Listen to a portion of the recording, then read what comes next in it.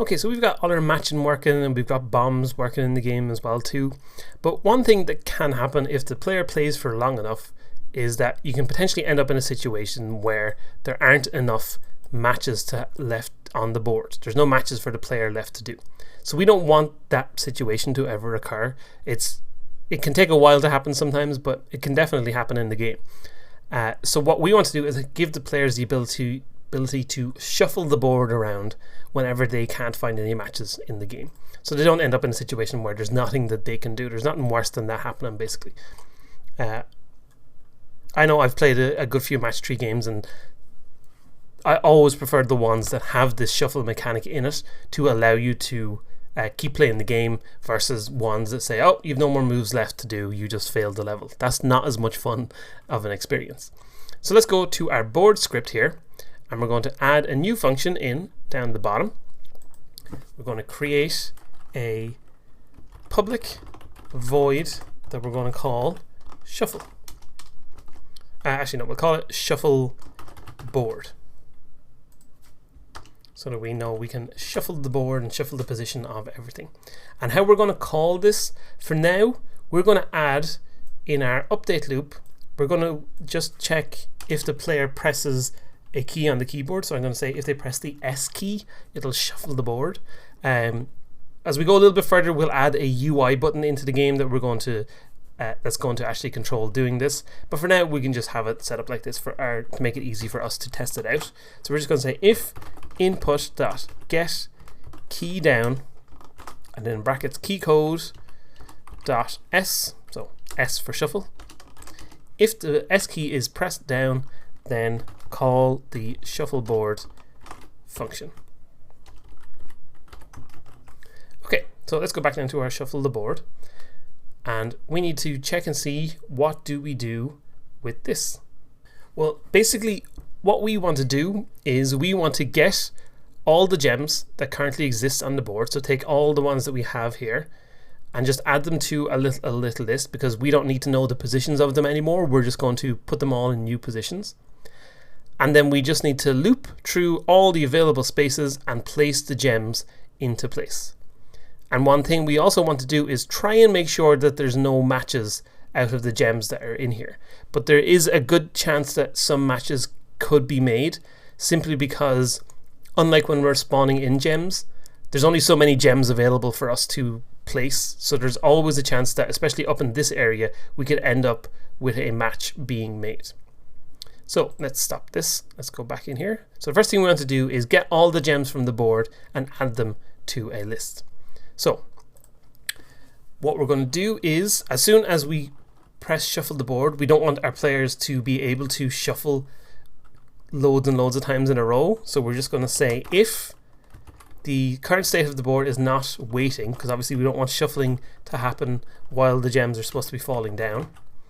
So if the current state is not in the wait state, well then first thing we want to do is set it to be the wait state, so that the players can only press shuffle once and then have to wait for it to finish. Then we're going to create a list of gems that we're going to call gems from board, and I'm going to set that to be equal to a new list of gems. So it's a new empty list that we've created. Then we're just going to loop through our entire board. So let's get our X and Y for loops here.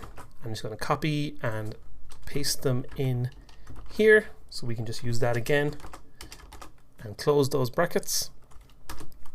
And then we're going to say if for every gem we have, so every gem on the board, we're going to get our gems from board list. So gems from board dot add, and we're going to add that particular gem. So all gems at position X and Y. And then we're going to say that gem on position X and Y, or sorry, that position on the board should now be null. So we're making it null doesn't destroy the item, it just removes the reference to the actual gem itself. So that's how we'll add them all to the list, and then at this point we'll have nothing left assigned on the board itself.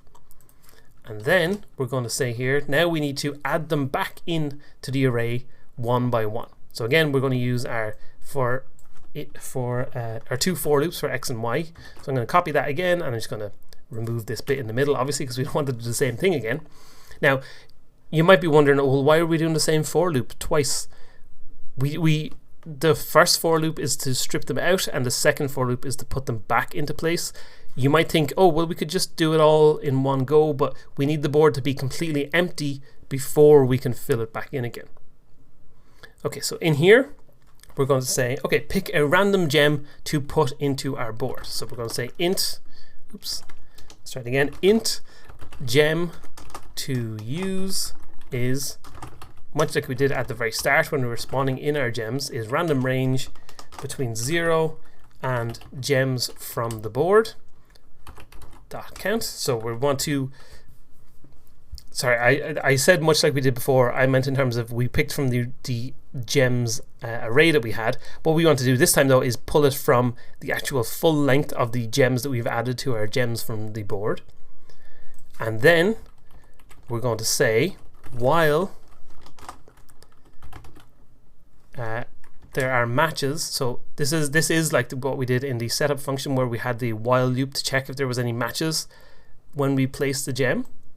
So we're going to say here, we want to place these and hopefully not have any matches. So while there are matches at a new vector2 int of x and y, while there are any matches there, then, or sorry, while at this position, the gem we want to check, of course, is from the gems from board list at the position, the random position we selected of gem to use. While that's true, then make it randomly pick a new gem to use. So I'll copy this and paste it in here. And then we would continue on, and we should hopefully pick a random gem.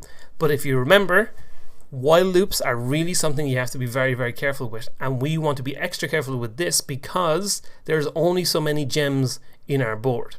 So if we get to laying out the gems on the board and say they randomly shuffle around, and at the end we're left with two red ones here, we've got two red ones here, and it's added all the gems in, and it gets to the last slot, and the only gem left is a red gem to spawn.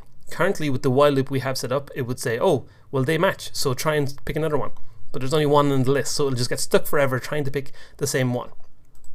So much like we did before, we're going to use the iteration system to make sure that we can put a limit on it, and if it gets to 100 and it still can't find a different gem, then it'll match and it'll be perfectly fine. It doesn't matter. So we're going to say int iterations equals 0. And then in our while loop, we're going to say while this is true and iterations is less than 100. Again, you could put this at a smaller number if you wanted to, but that'll be perfectly fine for right at the end of it. But what we're also going to do is make sure that, hey, if there's only one gem left to pick, just pick that gem. So we're just going to say here, and the gems from the board dot count is greater than 1. So we're saying as long as there's more than one gem in here, you can randomly pick another one. But if there's only one left, that's the only one we can do, so you have to pick that one. It's just to make sure, otherwise, no matter what, it might try and get to 100 with this last position. So we don't really want that. Okay, so with that done then, we then need to say within the while loop that iterations should be ++, so it'll add 1 every time it runs through. And now, when we get to here, we should have a valid gem that we can use. So then we're going to say, first of all, we want to set up that gem.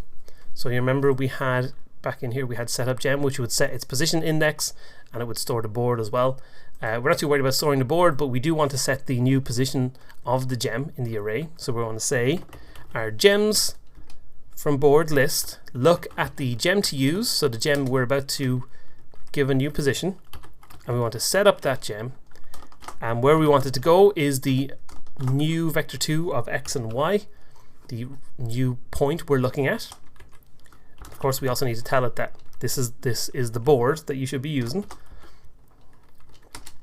And then we're going to say on the actual board itself, put that gem into that slot. So all gems at position x and y is equal to the gems from the board at gem to use. and then we're going to remove that gem from our gems from the board list so that it won't be randomly picked again. So here we're going to say on the gems from board, I'm trying it again, gems from board list dot remove, dot remove at, so we want to tell it remove at a particular position from the list, which is the gem to use position. So whatever number our gem to use is. Okay, so that's all fine and dandy. Let's just say this, there's one extra thing we want to do with this, but let's just leave that for the moment. We're going to let that save and go back in here. And if I go and play now, we should see when I try and shuffle the board. Oh, sometimes it likes to add a little bit of a weight before playing.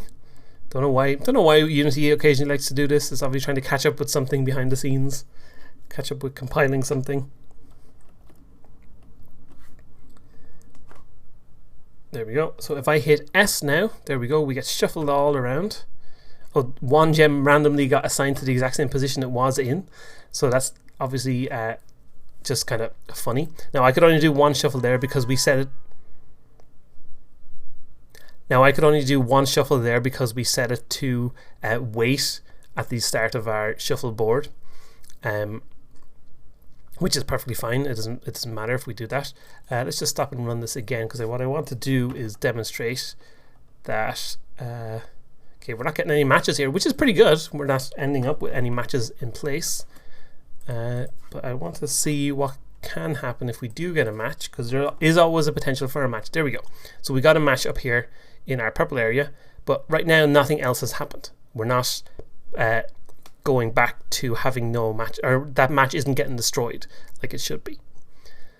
So we obviously don't want that to happen. So as I said, I said we had one extra thing to do, which is that at the end of our shuffle the board stuff, then in here, so we want to make sure it's still inside this if statement, but after our for loops have all taken place, right here we just want to stay start coroutine fill board co.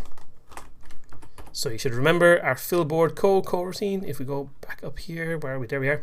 It'll refill the board if it needs to, and then it'll find any more matches, and then it'll check if it should destroy those matches. And if it does, it'll go through the whole process all over again. So that's what we want to have happen when our gems are shuffled into place. So let's go back in here now, and we should be able to see this time. I'll be able to shuffle and continue shuffling over and over again if I want to. So if I shuffle, there we go. It takes a second to go through the process. Let's see if we can shuffle enough to get a match. There we go, we got a match. So then new ones drop into place. So perfect. That's our shuffling system working nicely.